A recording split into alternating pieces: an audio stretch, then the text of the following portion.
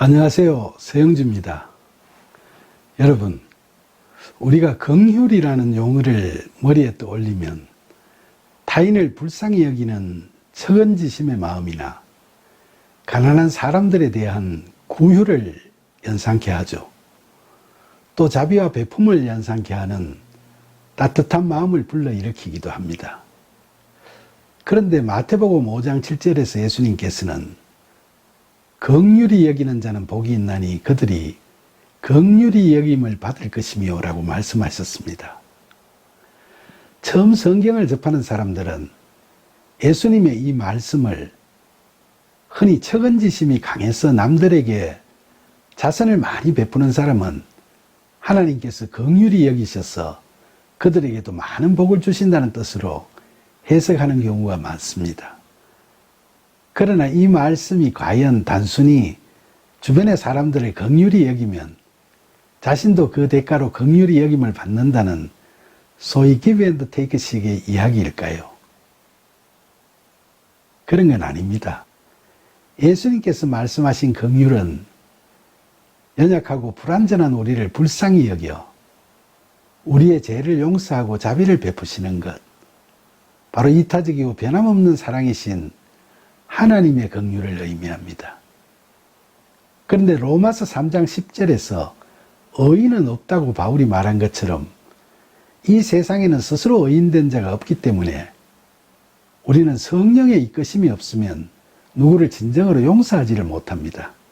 따라서 이기적인 우리 인간은 하나님처럼 긍휼을 스스로 나타내지를 못하는 거죠. 사도 바울은 하나님께서 모세에게 하신 출애굽기 33장 19절에 나는 은혜 베풀 자에게 은혜를 베풀고 긍휼히 여길 자에게 긍휼을 베푸느니라 라는 말씀처럼 성경이 이야기하는 긍휼은 우리의 측은지심에 의해서 만들어지고 베푸는 긍휼이 아니라 하나님께서 우리에게 베푸시는 긍휼이라는 점을 강조하고 있습니다.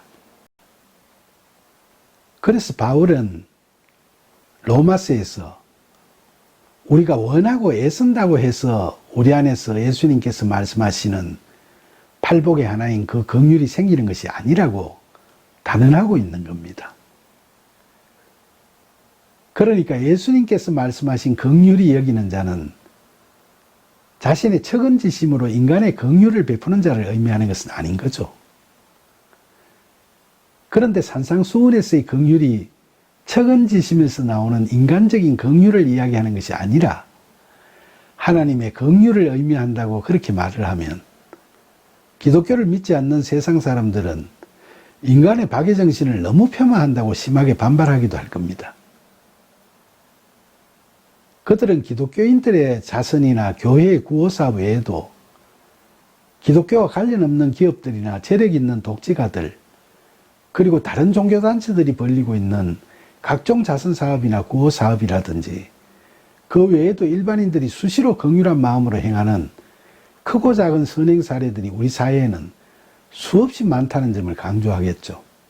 그러면서 그들은 이처럼 세상에 그늘진 곳, 소외된 곳을 인간적인 사랑과 자비라는 측은지심으로 감싸고 치유해 나가는 수많은 나눔의 선행들은 누구에게나 박수받고 칭찬받을 수밖에 없는 일이지 이렇게 하나님의 긍휼이니 인간적인 긍휼이니 하면서 구분지어서 따지듯이 이야기하는 것이 무슨 의미가 있고 유익이 있느냐고 항변하기도 하겠죠. 그렇습니다. 그런 주장은 나름대로 이유가 있는 항변이라고 생각할 수도 있습니다. 사실 우리들이 살아가는 세상에서 사람들 간의 인간적인 사랑과 긍휼이 때로는 가슴 시리게 감동적이고 눈물 나도록 감격적인 경우도 분명히 있지 않습니까? 하지만 팔복에 대한 이야기를 쭉 묵상하다 보면 성경 말씀의 참뜻이 무엇인지를 깨달아갈 수 있을 겁니다. 결국 여기서 긍휼히 여기는 자는 자기 자신이 하나님 앞에서 죄인인 자신의 능력으로 자신의 죄를 씻을 수 있는 가능성도 없는 불쌍한 사람일 뿐만 아니라 이웃에게도 스스로의 힘이나 의지로 용서할 수 있는 하나님의 긍휼하심이 없다는 소위 심령의 가난함이 마음속에 자리 잡고 있는 그런 사람입니다. 그런 사람은 먼저 하나님께서 자력 구원의 능력이 없는 불쌍한 자신에게 긍휼을 베풀어 주실 것을 당연히 간구하겠죠. 또 그런 사람은 자신도 능력이 없지만 자신의 이웃도 자기와 다를 바 없이 불가능하고 불쌍한 존재인 것을 잘 알고 있습니다. 그래서 그 이웃에게도 하나님께서 자기에게 베풀어 주신 것과 같은 그런 하나님의 긍휼을 베풀어 주시기를 구하게 되는 겁니다. 따라서 여기서 긍휼히 여기는 자는 스스로 책임지심에 의해서 인간적인 선행을 행하는 사람과는 몇 가지 점에서 구별되는 개념이라고 할 수 있습니다. 첫째, 팔복의 하나인 긍휼히 여기는 자는 내가 하나님의 긍휼하심의 은혜를 받았으니 이제 나도 이웃에게 나의 긍휼을 베풀겠다는 식으로 자신이 가지고 있지도 않은 긍휼을 주겠다고 말하는 사람이 아닙니다. 왜냐하면 성경의 말씀대로 우리 인간에게는 하나님의 긍휼이 없는데 그 긍휼을 자기 자신의 의지와 노력으로 만들어내서 자기가 만든 그 긍휼로 남에게 베풀겠다고 생각하는 것은 교만이기 때문이죠. 둘째, 긍휼히 여기는 자는 내가 가진 것이 많으니 내가 소유하는 것으로 나보다 못한 불쌍한 이웃을 도와주겠다고 생각하는 그런 사람도 아닙니다. 왜냐하면 자신이 가지는 재물이나 능력이 자기 소유가 아니고 하나님께 심부름하기 위해 보관하는 것이라고 생각하는 청지기 정신을 가지고 있지 않고 내가 갖고 있는 물질이나 능력은 모두 내 것이라는 소유의식을 갖는 것 그 자체도 교만이기 때문이죠.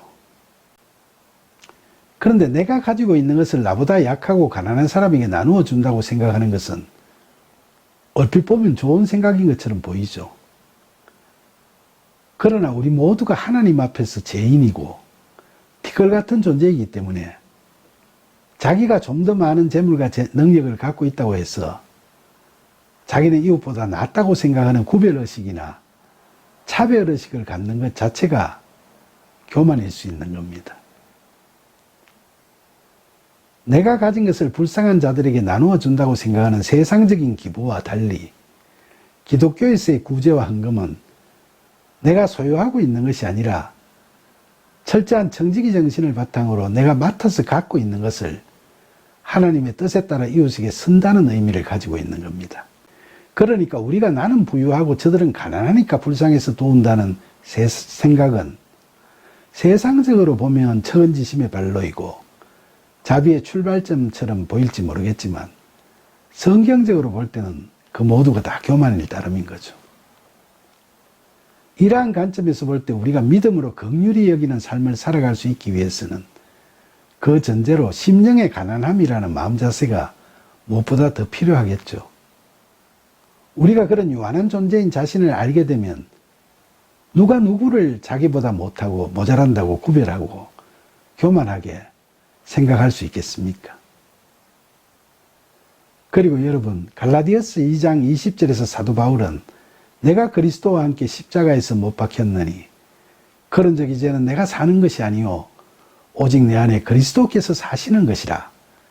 이제 내가 육체 가운데 사는 것은 나를 사랑하사 나를 위하여 자기 자신을 버리신 하나님의 아들을 믿는 믿음 안에서 사는 것이라고 하는 너무나 값진 신앙 고백을 하고 있습니다. 그러니까 우리가 긍휼히 여기는 것은 겉으로 볼 때는 우리가 이웃에게 긍휼을 베푸는 행위로 비춰지겠지만 실제로는 우리가 한 것이 아니라 우리 안에 거하시는 예수 그리스도께서 긍휼히 여기시고 우리를 통하여 하나님의 긍휼을 베푸시는 것인 거죠. 그런데 현실 세계에서는 이렇게 하나님의 긍휼을 베푸시는 일이 사람을 통해서 이루어지지 않습니까? 그래서 사도 바울은 빌립보 교인들에게 빌립보서 2장 13절에서 너희 안에서 행하시는 이는 하나님이시니 자기의 기쁘신 뜻을 위하여 너희로 소원을 두고 행하게 하시나니 라고 이야기하는 겁니다. 그러니까 우리는 하나님께서 누군가를 긍휼히 여기시고 은혜를 베푸실 때 그 과정에서 이처럼 하나님의 신실한 도구로 쓰일 수 있는 거죠.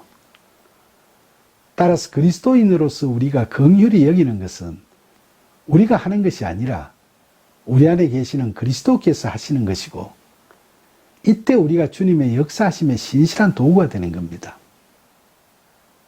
이처럼 긍휼은 우리가 주도해서 우리 힘으로 될 수 있는 것이 아닙니다.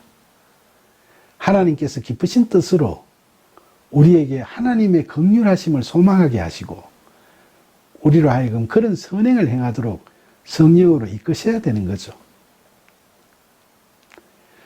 기독교인들 중에서는 국내외적으로 불우한 사람들을 돕는 선행을 열심히 하는 사람들이 참 많은데, 그들 대부분은 그 일을 자의로 행한 것이 아니라 하나님의 뜻하심과 부르심에 따라 하게 됐다는 간증을 그래서 많이 하죠. 우리 주변에는 그런 하나님의 사랑과 긍휼의 전달자들이 많습니다. 독실한 그리스도인이면서 저하고 같이 공무원을 했던 제 후배 한 사람은 모 부처에서 차관보로 퇴직을 한 후에 노년에 지방에 있는 한 대학교의 의전원에 진학을 해서 손잡벌 되는 어린 학생들하고 공부를 해서 졸업 후에 전문의 과정을 끝내고 간호사 자격을 딴 부인과 함께 얼마 전에 의료 선교를 하러 아프리카로 나갔습니다. 사실 저는 신학 공부하겠다고 대학원에 가서 젊은 사람들과 함께 공부하면서 본 과목 외에도 선수 과목 이수나 늙은 나이에 암기력도 떨어지는데 헬라어, 히브리어 단어 외우고 수업 따라가느라고 무척 고생했다고 스스로를 위로하곤 했었죠. 그런데 이 후배는 젊어서는 상가대학을 졸업했는데 그런 문과생이 이과 공부 중에서도 암기할 게 굉장히 많고 밤을 새우면서 공부해야 할 정도로 학업량이 많은 의과대학 공부를 그 나이에 끝까지 한 것을 보면 제가 공부한 건 명함도 못 내밀 일이고, 이런 공부는 성령의 도우심이 없으면 절대 가능할 수가 없죠. 특히 이 후배가 간 아프리카 병원에는 30년 동안 아프리카에서 의료 선교를 하면서 이 병원을 건립한 간호사가 한 분 계십니다. 이분 또한 정말 성령의 이끄심과 도우심을 남달리 크게 받고 있는 분이세요. 이분의 선행이 알려지면서 많은 곳에서 상을 드리려고 제안을 했지만 여러 차례 사양을 하고 인터뷰를 하려고 접근했던 기자들이 거절당한 사례도 부지기수라고 합니다. 이분은 28세 젊은 나이에 여자 혼자의 몸으로 아프리카로 가서 30년을 그것도 최빈국에서 열악한 환경에도 불구하고 의료봉사에 청춘을 바쳤던 분입니다.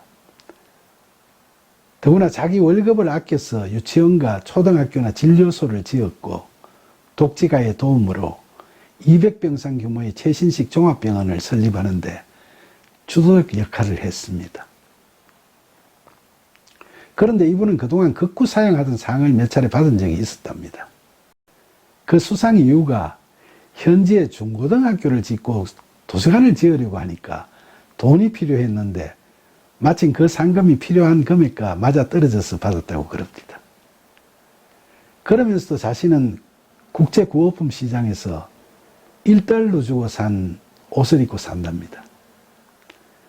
그런 가운데서도 그녀는 그곳의 가난과 무지라는 현실을 근본적으로 변화시키기 위해서 10년 전에는 간호대학과 정보통신대학을 세우는데도 온 힘을 다했습니다.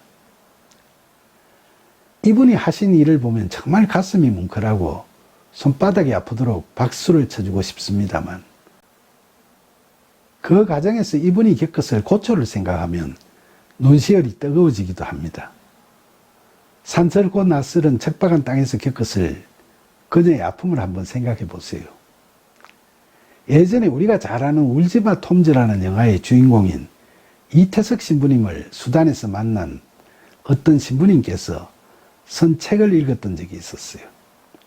악기와 성금을 전달하기 위해서 수단에 갔던 그 신부님이 만난 이태석 신부님은 우리도 잘 알다시피 성령의 이끄심에 따라 그 험난한 아프리카로 가서 힘들게 의료봉사를 하다가 암에 걸려 48세의 젊은 나이에 돌아가신 숭고한 성직자세요. 긍휼히 여기는 자로서의 이태석 신부님의 행적은 많은 사람들로부터 추앙받고 수단 주민들은 지금도 그분을 성인으로 생각하고 그리워하고 있다고 그럽니다. 그러나 그 책에서 제게 특별히 인상 깊게 다가온 내용은 그토록 열악한 환경에서 육체적으로나 마음으로 겪는 이태석 신부님의 인간으로서의 고충을 저자가 짧았던 며칠간의 만남에서 직접 보고 쓴 대목이었습니다. 이태석 신부님이 못 피우는 담배를 저자 신부님에게서 한 대 얻어 피우면서 신부님, 너무 힘들어요. 봉사는 견디면 되는데 이 적막함과 문명과의 이별, 내가 정지된 기분, 이런 것들이 너무 힘들게 해요. 힘들고 지칠 땐 가끔 덜에 나가서 울고 옵니다라고 말했다는 대목을 읽으면서는 눈물이 핑 돌았습니다. 이처럼 세계 도처에서 우리가 하지 못하고 할 수 없는 일들을 하시는 분들, 성령의 이끄심에 따라 남다른 희생과 용기와 사랑으로 하나님의 긍휼을 행하는 도구의 삶을 살아가고 있는 그분들에게 우리는 박수와 함께 그분들이 겪는 인간으로서의 외로움, 두려움, 슬픔을 위로하시고 지워주시는 하나님의 긍휼하심을 구하는 기도도 아끼지 말아야 하겠습니다. 이처럼 자신의 의지와 자기의 의가 아닌 성령의 이끄심에 따라 하나님의 신실한 도구로서의 소임을 다하는 자, 즉 긍휼히 여기는 자는 예수님께서 말씀하신 대로 반드시 하나님의 긍휼히 여기심을 받을 것입니다.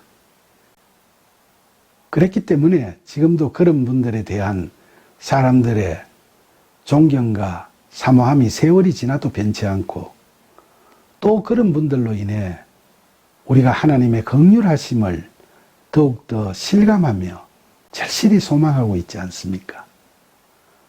모쪼록 참된 믿음으로 예수 그리스도 안에서 하나님 나라를 경험하고 그 안에서 성경이 의미하는 긍휼히 여기는 자로 살아가는 복을 얻고, 그러므로 해서 예수님 말씀처럼 자신도 하나님의 긍휼히 여기심을 받는 복된 은혜를 누릴 수 있는 그런 저와 여러분이 되기를 간절히 소망합니다.